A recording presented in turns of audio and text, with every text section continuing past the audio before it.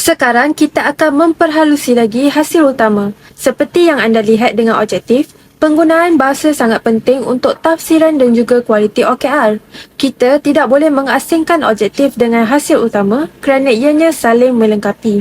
Jika hasil utama tidak cukup untuk mencapai objektif, sekarang adalah masa untuk membetulkannya. Jadi, sila lihat setiap OKR anda dan tanya, jika saya mencapai semua hasil utama saya, adakah saya boleh mencapai objektif? Sebaik saja kita tetapkan objektif dan hasil utama, kita kini boleh melihat bagaimana OKR menentukan kejayaan pasukan. Adakah OKR ini akan mendorong pasukan untuk mara sedikit ataupun mara lebih jauh? Adalah penting untuk jujur dengan pasukan tentang di mana garisan penamat berada.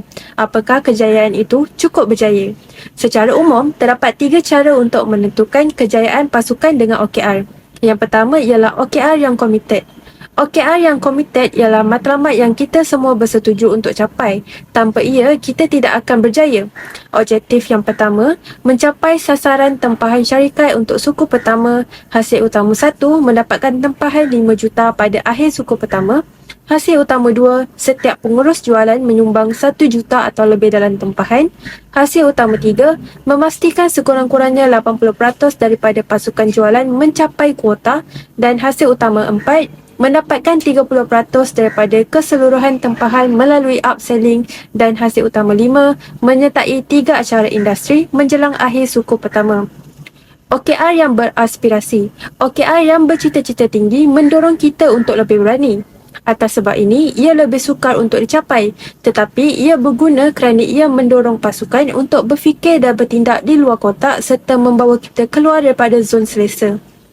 Sekiranya kita berusaha untuk mencapai 100% OKR tetapi hanya mencapai 70%, ianya tetap lebih baik kerana ia membawa anda maju dengan lebih jauh berbanding matlamat yang biasa.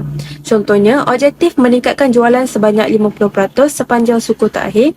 Hasil utama 1 mendapatkan jumlah jualan 2 kali ganda daripada suku lepas kepada 20 juta.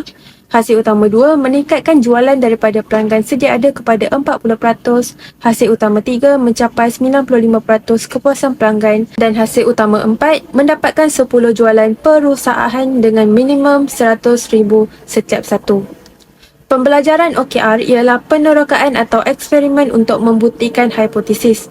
Tujuannya adalah untuk melaporkan sebarang penemuan ataupun membuktikan atau menafikan hipotesis itu pada penghujung 90 hari.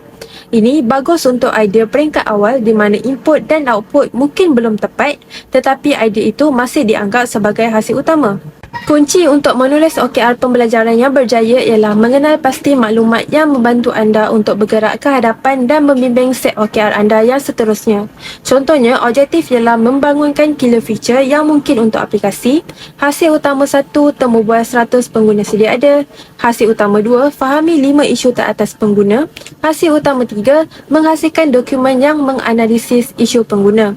Jadi, sila lihat setiap OKR anda. Adakah ia committed, beraspirasi ataupun pembelajaran? Bagaimanakah OKR tersebut menentukan kejayaan keseluruhan pasukan anda? Kita telah belajar tentang input, output dan outcome dalam pembelajaran terdahulu. Kali ini, kita sudah belajar cara menulis OKR yang berbeza. Pengajaran utama di sini ialah terdapat banyak cara untuk menulis OKR dan tidak ada satu cara yang betul untuk melakukannya. Anda boleh bereksperimen dengan menulis OKR daripada pelbagai sudut untuk mencari cara terbaik agar sesuai dengan nilai dan budaya anda. Apabila kita melihat hasil utama dari setiap sudut, kita sudah tahu cara yang berbeza untuk menangani sebarang cabaran ataupun merebut sebarang peluang yang ada.